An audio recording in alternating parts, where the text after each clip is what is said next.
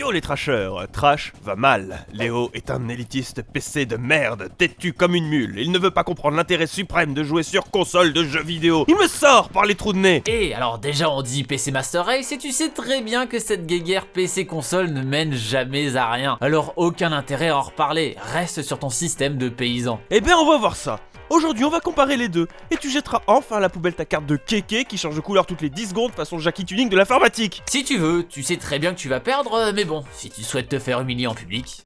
Le confort de jeu. Qui pense encore qu'il faut absolument un clavier et une souris pour jouer sur un ordinateur? De nos jours, on peut jouer avec absolument n'importe quoi sur un ordinateur. Ok, on peut sortir une manette classique qu'on aura piquée sur un système de paysan, mais on peut très bien prendre un casque de réalité virtuelle pour se plonger dans un autre monde, prendre un volant avec levier de vitesse pour se prendre pour le champion du monde de Formule 1, un cockpit pour faire voler son petit A380 ou encore le best du best, un panneau de contrôle pour Farming Simulator pour être à fond dans le réalisme. Il y a une infinité de méthodes de contrôle différentes des jeux qui sont proposées sur ordinateur pour ainsi jouer avec ce qui nous plaît le plus et améliorer le confort de jeu. Et pour les gens qui disent que jouer sur un canapé c'est mieux que sur un bureau, bah on peut très bien brancher son PC à une télé et utiliser Big Picture pour tout contrôler à la manette. Encore une fois, une histoire de choix. Ouais, enfin t'es mignon mon Léo, hein, mais on est tout aussi bien logé sur console, voire même un petit peu mieux. Non seulement le choix de la manette, tu l'as, bon sauf si c'est pour brancher la manette de la concurrence, hein. Le casque VR aussi, le motion gaming sans Tipiax sur PC, bah tu l'auras jamais. Cerise sur le gâteau, tu peux aussi brancher un clavier et une souris pour jouer FPS. Sacro-saint argument des pro PC pour descendre les consoles. Et arrête avec ton PC branché sur écran de salon. Qui fait ça? Les rares élus qui ont acheté une Steam Machine? Laisse-moi rire. Ceux qui achètent le Steam Link, l'outil tellement osef qui se retrouve toujours à 2 balles pour écouler les stocks parce que personne n'en veut? Ou ceux encore qui osent mettre leur tour en plein milieu du salon? Ouais, parce que là mec, on parle de confort de jeu certes, mais une fois que t'as ton PC sur la console, comment tu bosses dessus? Tu déplaces tes affaires vers ton bureau à nouveau? La praticité a son paroxysme. Waouh! Une console, tu la branches, elle est jolie dans ton salon, à côté de ta télé, tu y joues, tu l'éteins et point barre. Le but, c'est pas de se prendre la tête. Les exclusivités. Je comprends pas, mais alors, pas du tout. Comment vous faites pour passer à côté de tous ces jeux qui... Juste, jamais ils sortiront sur PC. Jamais tu vas jouer à un Uncharted. T'es destiné à baver sur The Last of Us 2, les licences Nintendo, c'est même pas la peine d'y penser, tu vas juste pouvoir les regarder du coin de l'œil. Non, je comprends pas. Vraiment. T'es une sorte de moine qui a fait vœu de chasteté vidéoludique ou ça se passe comment? C'est ça, hein? Une fierté mal placée qui te rend heureux de jouer au même AAA que tous les autres mais avec des poils de cul en plus, c'est ça? Vraiment, je te le dis, je comprends pas. Je sais, ça fait un peu normie voire mouton de dire ça, mais je pourrais juste trop pas passer à côté de jeux les plus hype annoncés en trombe à l'E3. Je rajouterai aussi Pigeon à la liste, hein mon vieux. Rien que Smash, mec. Comment tu peux rester stoïque quand internet est en feu? Je crois que là tu vois pas la situation de la bonne façon. C'est pas qu'on n'a pas accès aux exclus le problème, c'est plutôt que les exclus ça existe encore en 2018. Alors je comprends bien qu'il faut au moins ça pour vendre des consoles, car sinon il y aura plus grand monde déjà. Mais quand même, c'est bête de pas vouloir affronter la concurrence par peur de perdre, même si tout le monde est quasi sûr du résultat. Et ça casse même les pieds aux éditeurs qui ont plus trop envie de sortir des exclus en proposant souvent des exclusivités seulement temporaires, parce qu'ils voient très bien qu'ils s'enferment eux aussi. Alors ok, pour le moment le montant des chèques doit rester assez haut, mais un jour ce système d'exclusivité devra sauter. En plus regardez, on est bons joueurs, 80% du catalogue Switch ce sont des jeux indépendants qui étaient sortis sur PC, et c'est ça aussi qui fait le succès de la console. Vous voyez, on n'est pas si rancunier, on a même fait le premier pas. Les services online.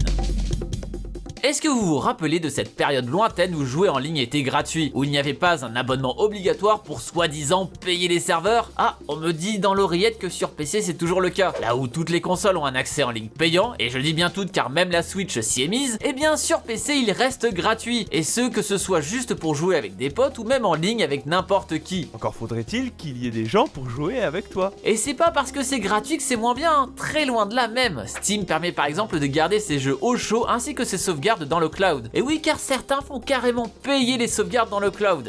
Coucou Nintendo. Et bien sûr, je parle du plus connu, mais on n'est pas obligé de passer par ce dernier. Uplay, Origin, Good Old Games ou encore sans bibliothèque en ligne. Encore une fois, on n'est clairement pas limité et on peut choisir ce qu'on veut. Ah oui, c'est vrai que tout le monde adore Uplay. Là est pas la question, t'as le droit de pas aimer, mais t'as le choix. Pareil pour les communications, on peut passer par celui intégré par Steam, mais aussi par Discord, directement sur le même ordinateur avec lequel on joue. Quand on voit certains systèmes de communication comme celui qui avait été mise en place par Splatoon 2, c'est clairement plus ergonomique sur PC. Ah bah bravo, mais quelle bassesse. Ça prend Splatoon 2 en argument. Alors je savais que t'étais bas comme garçon, mais là on est vraiment plus du tout en dessous de la ceinture. Non seulement tu prends pour antiquité un système pensé pour protéger au mieux les jeunes, c'est pas le système le plus inspiré, je dis pas, mais c'est le but initial, mais en plus, tu en fais une généralité.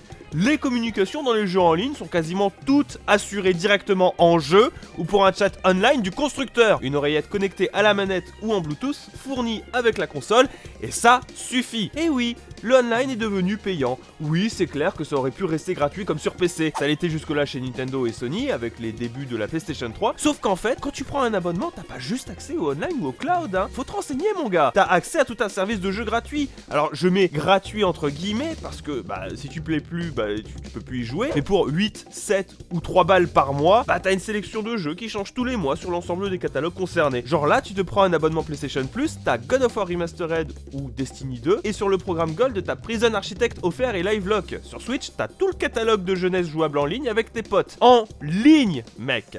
Et en plus de ça, t'as de grosses réductions sur des jeux des stores concernés. Encore une fois, moins de choix, mais beaucoup plus de confort. Les cycles de vie.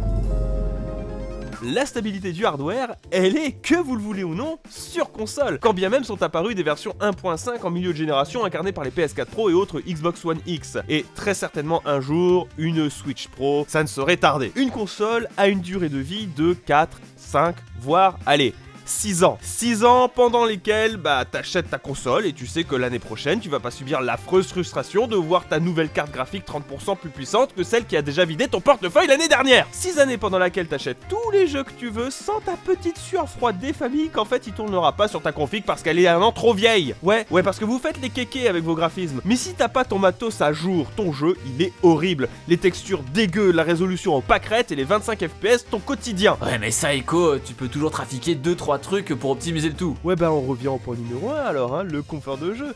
Moi j'ai pas envie de passer ma vie à bidouiller pour gagner 5 frames. Ta vie à bidouiller. Tu sais qu'aujourd'hui overclocker ses composants c'est beaucoup plus facile vu qu'il existe des logiciels pour le faire comme OC Scanner ou Ryzen Master. C'est plus une excuse là, c'est plutôt être coincé dans le passé. Pour la carte 30% plus puissante, elle te servira à rien car même avec l'ancienne tu restes déjà au-dessus des consoles en performance. Alors oui tu peux baver dessus, mais là rien que l'écran pour faire tourner ce genre de bestiole coûte 3 fois le prix de la bécane. Donc l'argument est totalement invalide. Et je préfère clairement devoir améliorer une seule pièce de mon ordinateur à la fois pour ainsi éviter les grosses dépenses que de devoir changer tout mon système à chaque fois qu'une nouvelle console sort. L'ouverture des systèmes. Bon, entre le choix du service en ligne, du contrôle de jeu ou même de la disposition du PC, vous avez compris qu'on est supérieur. Mais si ça vous suffit pas, on va aussi parler du noyau de l'ordinateur. Lorsque vous jouez sur une PS4, vous jouez sur un système PlayStation 4. Lorsque vous jouez sur PC, vous jouez soit sur un système Windows, Linux ou macOS. Alors bien sûr, on va venir me dire que tout le monde joue sur Windows de nos jours car sur macOS et Linux, il n'y a aucun jeu. Alors ok, ça reste vrai pour macOS, mais la tendance est en train de s'inverser avec Proton, un émulateur Windows extrêmement performant qui commence à faire beaucoup de bruit car il arrive à tout faire tourner ou presque. Bientôt, il ne sera plus obligatoire de payer la licence Windows pour pouvoir jouer à toute sa ludothèque. Encore de quoi économiser. Ouais, on parlera du prix plus tard, tu veux bien? Mais là déjà, j'ai quand même 2-3 précisions à rajouter et ça rentre toujours dans le confort que le PC n'aura jamais. L'environnement console, l'OS préinstallé si tu veux. Xbox, PlayStation, Switch, tout est fait pour te mettre bien, pour que ce soit le plus organisé possible, pour te concentrer sur une chose, le jeu vidéo. Alors tu perds en liberté, certes. Et encore, je te dirais, avec le nombre d'applications qu'on peut installer maintenant pour faire de nos consoles de vrais media centers, bon, tout est relatif. Mais pour le jeu, et seulement le jeu, tout est pensé pour toi. Personnellement, j'ai de plus en plus de mal à détacher mon PC du boulot. Il y a trop de trucs propres au système, à mes fichiers, mes réseaux, qui me distraient pour profiter à fond d'un jeu. T'as compris, tu m'auras pas avec ça, Léo. Les prix. Alors là, je suis désolé, on frappe pas mieux. Tu reprends tous les arguments listés précédemment et tu les mets en la lumière du prix. C'est bon, on a niqué le game. Confort, système, service en ligne et surtout cycle de vie, on défonce tout sur console. À sa sortie, une PS4 seule coûtait 400 balles, une Switch 300, une Xbox One 500. Le seul truc qui évolue en 4 ans, les prix à la baisse. C'est tout. Tu paies un ticket d'entrée à 400 balles et tu changeras pas avant la sortie d'une nouvelle console. Et me sors pas les versions pro, etc. T'es franchement pas obligé de les prendre. C'est pas genre tous les ans que sort une carte graphique. Et Tu me rappelles combien coûte une RTX 2080 de chez Nvidia que t'as toi-même testé? Et me sors pas l'argument du prix des jeux. Non seulement on a les mêmes réductions sur les stores en dématérialisé régulièrement que sur Steam, mais en plus, on a le marché de l'occasion. Ah bah oui, nous chez nous il existe. Parce que figure-toi que les jeux en boîte, c'est toujours présent sur console. C'est même devenu hype de voir sortir un titre indé en boîte, genre Binding of Isaac, tu sais ton jeu préféré. Limited Run Game en a même fait son fonds de commerce. Comment? Qu'entends-je? Il existe encore des boîtes sur PC. Ah, mais tu parles de celles qui mettent un CD avec les exécutables gravés dessus pour te faire télécharger le jeu quand c'est pas juste un code Steam dedans? Hein? C'est ça? Allez, hop, cherche pas, t'es dans les cordes. Mais attends, t'es bloqué en quoi? En 2007? Pour penser qu'il faut claquer 14 SMIC dans un ordinateur pour y faire tourner Fortnite? Non, ça, ce sont de sacrées légendes urbaines aujourd'hui. Tu prends l'exemple de la 2080, mais ça, c'est si tu veux faire tourner les jeux en 4K 60 sur une télé HDR. Ce qu'une console ne peut déjà pas faire, et donc c'est pas comparable. Si tu veux réellement comparer, il faut aller sur des composants qui ont les mêmes performances. Tu trouves aujourd'hui des GTX 1060 à moins de 200 balles. Si tu couples ça avec des composants d'entrée de gamme, tu te retrouves avec une bécane à 500 € qui fera tourner n'importe quel jeu mieux qu'une console. Car oui, on sait très bien que les consoles font tourner tous les jeux en basse qualité avec un blur infini pour faire cache-misère. Oui, c'est vrai que Spider-Man et God of War sont vraiment des jeux hideux, hein. En même temps, quand c'est adapté à une seule machine, c'est plus facile à optimiser. Bref. Et si je vais te ressortir l'argument du prix des jeux derrière, car non, on n'a pas les mêmes réductions. Sur les stores en eux-mêmes, peut-être qu'aujourd'hui c'est équivalent, mais tu as plein de manières différentes d'acquérir les jeux. Ah, le piratage, ça compte pas, mon pote. Non, je te parle des bundles qui, eux, sont totalement légaux. En ce moment, tu peux avoir Overwatch avec 5 autres jeux pour 12 € au total. Essaie de me trouver la même chose sur tes vieilles consoles. Et franchement, qui en a quelque chose encore à faire des boîtes aujourd'hui? Trop cool, elle va rester dans une étagère à prendre la poussière, si ce n'est pas totalement perdu carrément. Au moins, avec ma bibliothèque Steam, je sais que je ne perdrai jamais rien. Ouais, sauf si Steam décide de tout reprendre du jour au lendemain, je te rappelle que tu possèdes pas tes jeux. Je crois on a assez fait les turbocons comme ça dans cette vidéo.